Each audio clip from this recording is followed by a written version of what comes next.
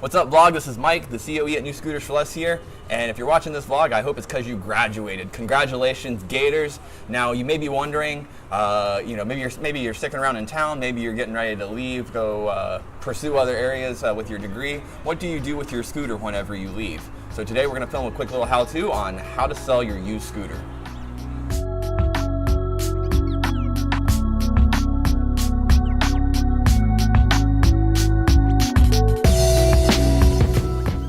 So the first thing you need to do is compile a list of information of what's necessary for your listing. This is going to be a lot of things you can find on your registration or title.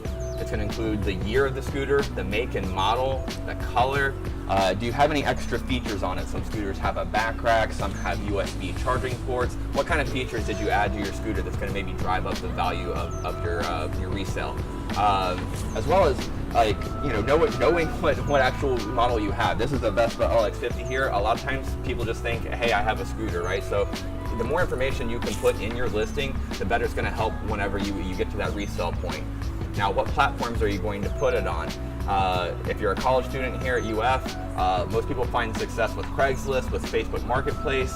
Maybe you're in a fraternity or sorority and they have message boards there. Those are going to be your most likely routes of finding people that are interested in buying, because they might still have time left to go to the university and they might be looking for a scooter. So those are going to be your definite options. So the next thing we're going to talk about is pricing. What are you going to be able to get for that scooter? The first thing I would recommend, depending on the type of scooter you might have, is look at Kelley Blue Book. KBB is a universal source for automobiles and motorcycles and scooters for relisting. If your scooter has a KBB value, that gives you a good ballpark of what you should be looking for. Now, not all scooters do have a KBB value. Some often, are entry-level bikes that maybe aren't pushed on KBB. So at that point, I would recommend coming into the dealership and letting us evaluate it. We'll be happy to give you an appraisal, both for what we would buy it back for to sell in our used lot, as well as what you should be looking for your private resale. Another thing to consider is what kind of value can you give that customer? If it is a New Scooters for Less scooter that has the decal that's on the side, there's value that will get passed on to that secondhand purchaser, and that includes the free pickups and deliveries that we do for as long as that scooter is on the road, and our in-house labor rate, which is cheaper than scooters that were not bought from our dealership. You being able to pass that value on to a customer should help you retain more of the value that you invested into the scooter at the time of purchase and send you home with a nice little check. Okay, so now hopefully you found a buyer. There's 4 big tips I have for you in making sure that it's a smooth transaction. The first is you want to meet in a public place. I'm willing to suggest our parking lot is a safe space to make sure that transaction happens smoothly. But any type of public place is going to serve you well. You don't want to meet in somebody's backyard or anything like that where it could be a little not safe, not secure.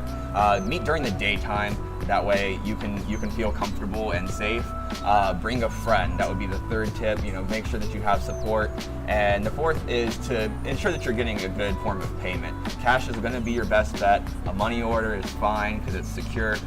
If you get a personal check, that's okay, but I would definitely suggest going to a bank and getting that check deposited before you put any ink on the title or anything like that. You just want to make sure that the transaction goes smoothly and you don't get in a situation where you got taken advantage of or anything like that. So those are my 4 big tips for you for your transaction. All right, so now that you've got your payment secured, it's time to actually fill out the title. This is an example of what a title looks like, and Florida is going to be a rigid, stiff blue piece of paper that says certificate of title across the top. A lot of times people confuse this with their registration and their application for title. Your title definitely looks like this. And when you get to the stage of filling it out, all you have to do is go to our link below, and that's going to link you to a vlog we've already done about how to fill out a title properly. You want to make sure that it's done accurately, because if you do make any stray marks or fill out something where it's not supposed to be filled out, it could cause you to have to get a title reprint, which will cost you money and a lot of frustration. So definitely when you come time to fill out the title, you want to make sure that you do it correctly. All right, so the last step here is maybe you didn't give yourself enough time to find a buyer before you've got to leave town. So what are your options there? Well, at New Scooters for Less, we do buy back scooters, but something to consider there is we have to sell them on our used lot for the same price that you would be looking for privately. So if I appraise a scooter like this one that would get around $2,000 on the retail market, and that's what I would tell you, the owner of the scooter, that you should be looking for, the reality is I have to buy that back at a much lower rate, make sure that it meets our safety standards, inspect it, and then be able to turn it for profit because we are a business.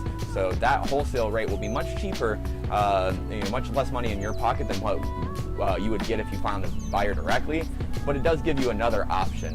If you're interested in taking us up on that, all you have to do is just come by and bring your scooter, ask for a buyback quote, and we will look over all the things necessary to make sure that we can buy it and give you that buyback offer right there after about half an hour of work. All right, some last things to consider is treating the process like you would want it if you were on the buying end of things too. So definitely make sure that the tires have a proper amount of wear, that they're not super bald or anything like that, that all the safety components, your lights, your brakes, everything works. Bring that service up to date for the next customer. The oil changes, spark plugs, anything like that. And just make sure that the scooter that you're giving to this customer or selling to this customer is going to be something that they can ride. I think we've all been in a situation where the last thing we want to do is get buyer's remorse, right? So make sure, from an ethical standpoint, that you're giving that next student something that is reliable for them. All right, so that's our vlog today. If you have any questions about selling your used scooter, please don't hesitate to reach out and ask us. You can also stop by and we will give you an appraisal for free. Pick up the phone, call us, do it over email, or you can also come by our dealership and check out our used selection of scooters. We have a lot, especially around the time that students graduate, and we'll be happy to set you up on a used scooter. So that's our vlog today. I hope you enjoyed it and found it useful, and we'll catch you next time.